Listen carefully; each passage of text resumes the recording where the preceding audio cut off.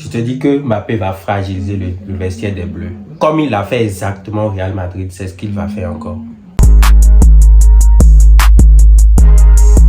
Parce que quelqu'un qui pense qu'à lui-même, à ses buts, comment tu veux qu'il porte une équipe comme Messi a porté par exemple l'Argentine à la Coupe du Monde passée?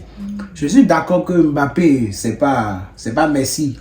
Je suis d'accord avec cela. Mais de dire là que Mbappé va fragiliser le vestiaire du... Oui, je parle de son ego. De son ego, à vouloir toujours être celui qui marque, celui qui sauve l'équipe, celui qui finit les actions, tout ça. On voit Mbappé et après une contre-attaque, on ne lui sert pas le ballon. Il s'emporte déjà contre ses coéquipiers. Mais ça veut dire quoi? On est en équipe de France ici. On n'est pas au Real Madrid et c'est une compétition, c'est la Coupe du Monde. Il peut pas bouder à tout bout de champ à cause d'une nation. Mais si, quand tu dis ça m'étonne. Non. On a vu Mbappé militer pour que Antoine Griezmann, le capitaine, quitte l'équipe. En fait, Mbappé est capable de tout. Mbappé, c'est Mobutu. Sérieusement, Mbappé, lui, il te voit, il t'impose ce que lui veut. Il n'y a jamais eu de déclaration officielle qui montre que c'est Mbappé qui a pris le capitaine. Mais nous savons tous que Mbappé et Deschamps à la solde de Mbappé. Quand Mbappé ne veut pas quelque chose, il le dit à Deschamps et Deschamps le fait appliquer. Ça, tout le monde le sait. C'est pas quelque chose qui date d'aujourd'hui. Je suis d'accord sur ton avis. Si tu me parlais de Deschamps, c'est à lui d'endosser ses responsabilités, savoir comment diriger et donner la directive pour intégrer Mbappé dans son style de jeu. Ça, je suis d'accord. Ce ne soit pas carrément Mbappé le seul à finir les actions et tout. C'est ça, je dis. Il faut que Mbappé comprenne que là, maintenant, nous sommes à une Coupe du Monde. Il faut que tout le monde soit fédéré autour du même objectif. Défendre, attaquer, marquer. Ça ne peut pas être le seul qui va marquer. Il doit aussi courir, défendre. C'est tout ça, il doit comprendre. Un peu à l'image de ce que Dembélé fait au Paris Saint-Germain. On a vu ce que Dembélé fait. Il presse, il court, il marque, il finit les actions, il galvanise les troupes. Je pense qu'aujourd'hui même, un Dembélé est plus leader dans l'âme qu'Mbappé. Oui, je le dis et je l'assume. Tu le dis parce qu'il est ballon d'or? Déjà passé les ballons d'or et de son attitude sur le terrain.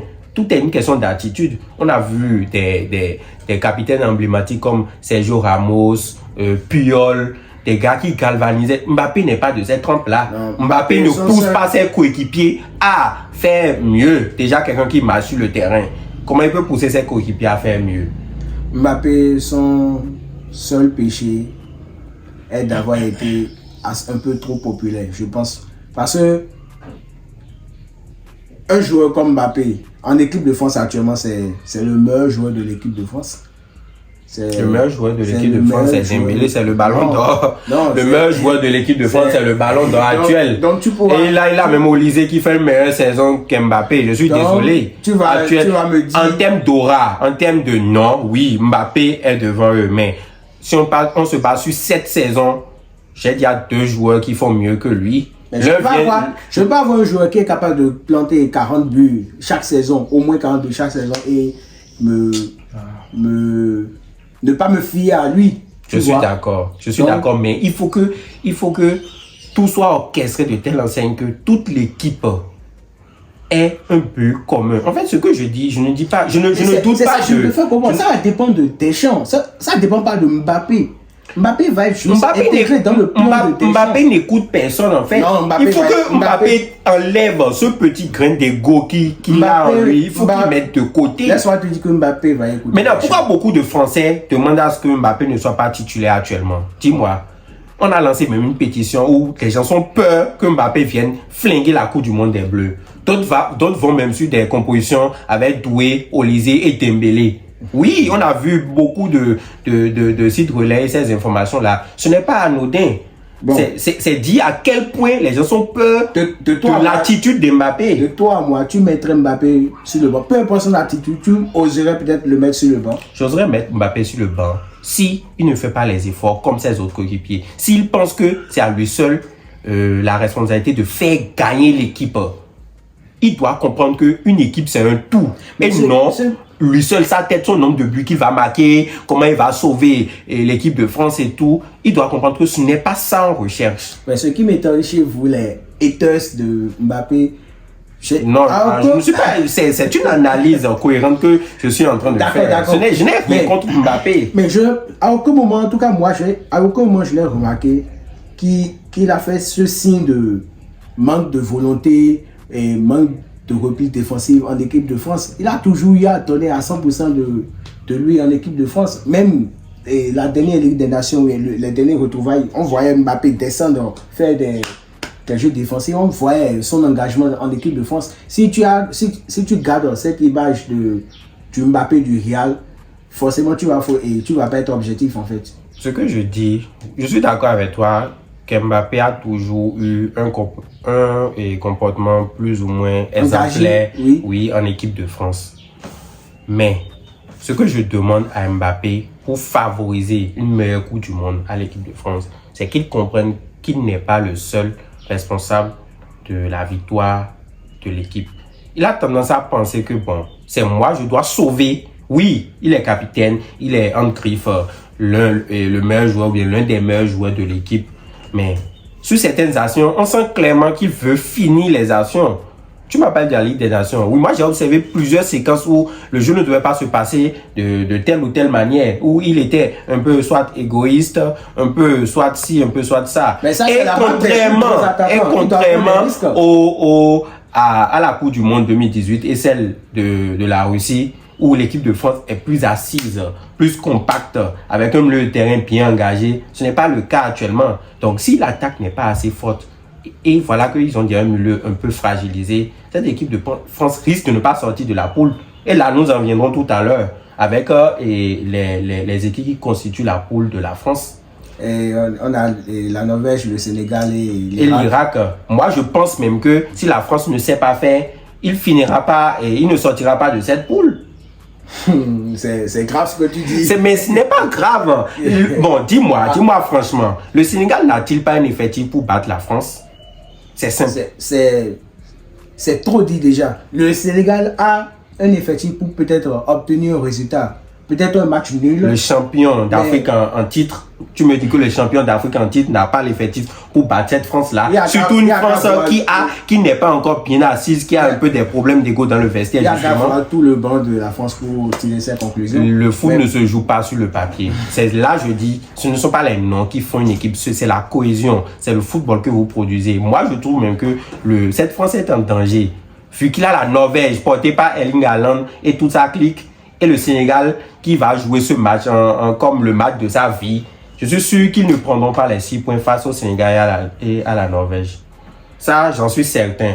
Peut-être tu penses le contraire, tu me le dis. Je ne pense pas directement opposé à toi, mais si j'ai le Sénégal et la Norvège dans mon groupe, en tant qu'équipe de France, je pense quand même que je pourrais quand même faire au minimum avoir 2 points sur ces deux équipes. Et si j'ai 2 points là et que je tabasse l'Irak, ça me fait 5 points.